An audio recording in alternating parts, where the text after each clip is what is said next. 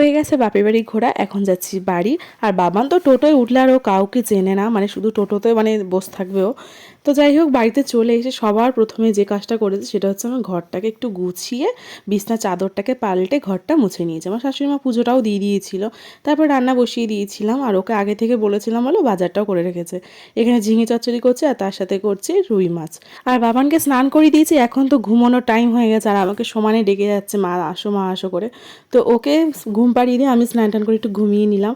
ও মা, ঘুম থেকে উঠেই দেখি ভীষণ মেঘ করেছে, তার সাথে হাওয়া দিচ্ছে জোরে। আর আমি বাসন টাসন কিছু মাজিনি দুপুরবেলায়, তো ভাবলাম তাড়াতাড়ি করে বাসনগুলো আগে মেজে নিই।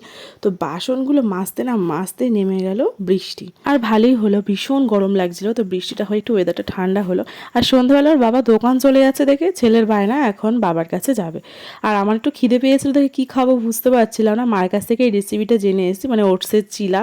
তো সেটা এখন বানাচ্ছি। প্রথমে একটু ভয়ে ভয়ে বানাচ্ছিলাম যে কেমন হবে খেতে বা উঠবে কি না। তো দেখলাম না, সুন্দরভাবে এটা উঠেও গেল আর খেতেও বেশ টেস্টি ছিল। তো এটা কিন্তু বাবানকেও আমি দিতে পারবো, পেঁয়াজটা লঙ্কাটা বাদ দিয়ে।